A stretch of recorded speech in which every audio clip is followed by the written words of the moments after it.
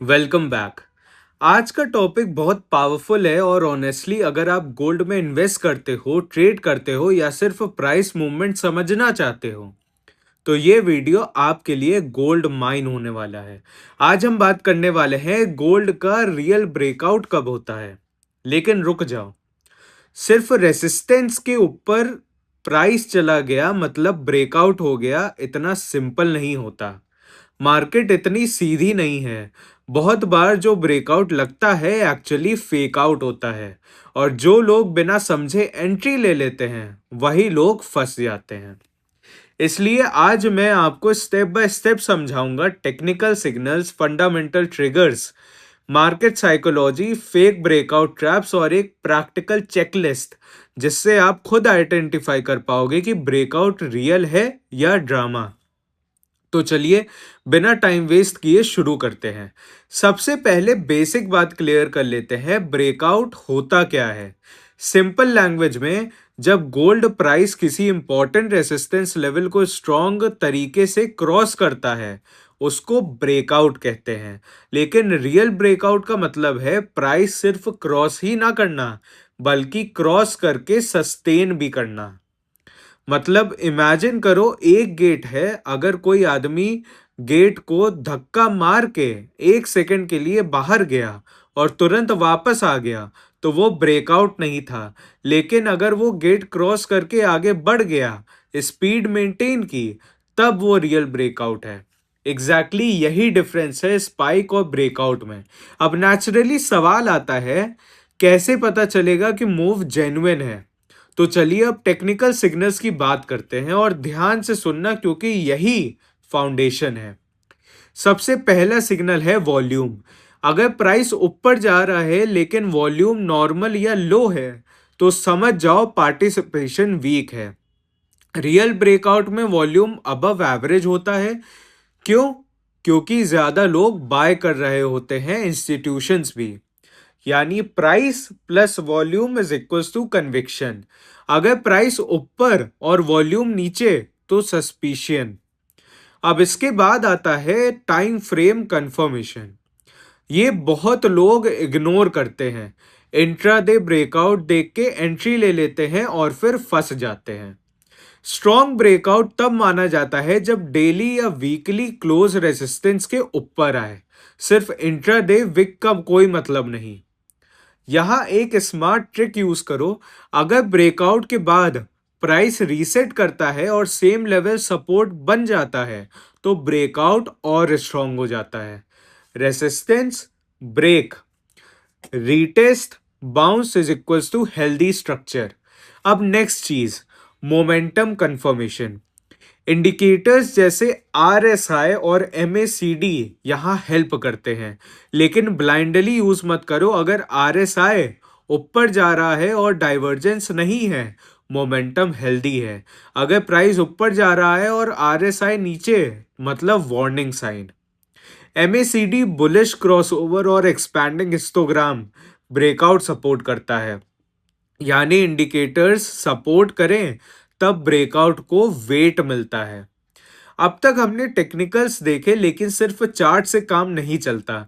इसलिए अब बात करते हैं फंडामेंटल ट्रिगर्स की, क्योंकि रियल लॉन्ग टर्म ब्रेकआउट हमेशा किसी फंडामेंटल इंजन से चलता है।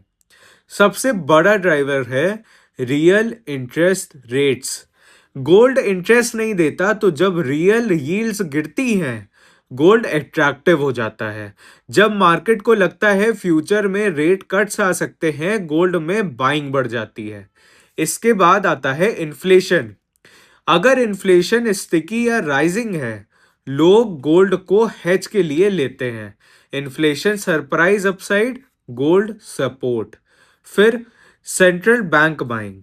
जब central banks aggressively gold reserves बढ़ाते हैं, वो साइलेंट लॉन्ग टर्म सपोर्ट होता है। ये स्लो होता है पर पावरफुल होता है। नेक्स्ट आता है ETF इन्फ्लोज। अगर गोल्ड ETFs में कंटिन्यूअस इनफ्लो आ रहा है मतलब फाइनेंशियल डिमांड रियल है। ये ब्रेकआउट को फ्यूल देता है। और finally geopolitical risk, war, crisis, sanctions, banking stress, safe haven demand spike करता है और गोल्ड रेसिस्टेंस तोड़ देता है। तो जब टेक्निकल प्लस मैक्रो दोनों अलाइन हो तब ब्रेकआउट सॉलिड होता है। अब थोड़ा साइकोलॉजी समझते हैं, क्योंकि मार्केट सिर्फ नंबर्स से नहीं इमोशन से भी चलता है। फेक ब्रेकआउट्स का मेन रीजन होता है लिक्विडिटी ट्रैप। बिग प्लेयर्स कभी कभी प्राइस को रेसिस्टेंस के ऊपर पुश करते हैं, real traders jump in, stops trigger होते हैं, लिक्विडिटी मिलती है और फिर प्राइस रिवर्स। इसलिए स्पाइक को ब्रेकआउट मत समझो। अगर ब्रेकआउट कैंडल के बाद नेक्स्ट सेशंस में प्राइस सस्टेन नहीं करता तो फेक आउट माना जाता है। अगर ब्रेकआउट के बाद तुरंत हेवी रिजेक्शन होता है तो फेक आउट होता है। अगर वॉल्यूम वीक है तो फेक आउट का रिस्क हाई होता है। चलो अब मैं आपको एक 7 पॉइंट प्रैक्टिकल ब्रेकआउट चेकलिस्ट देता हूं, इसको स्क्रीनशॉट ले लेना। डेली वीकली क्लोज रेसिस्टेंस के ऊपर, वॉल्यूम अबव एवरेज, ईटीएफ या demand data positive, macro support, rates या inflation narrative, momentum indicators confirm, volatility expansion हो रही है, higher highs higher lows structure. अगर 5 या ज्यादा टिक, ब्रेकआउट क्रेडिबल, 4 या कम, कॉशन। अब एक प्रैक्टिकल अप्रोच ट्रेड कैसे करें। एग्रेसिव एंट्री ब्रेकआउट क्लोज के ऊपर, कंजर्वेटिव एंट्री रीटेस्ट के बाद bounce, stop loss breakout level के नीचे, targets measured move plus round numbers. Partial profit book करो, बाकी ट्रेल करो। रिस्क पर ट्रेड मैक्सिमम 1 से 2%। अगर फेक आउट तो एग्जिट फास्ट, ईगो मत रखो। अब थोड़ा out of the box thinking भी ऐड करते हैं जो ज्यादा लोग नहीं देखते।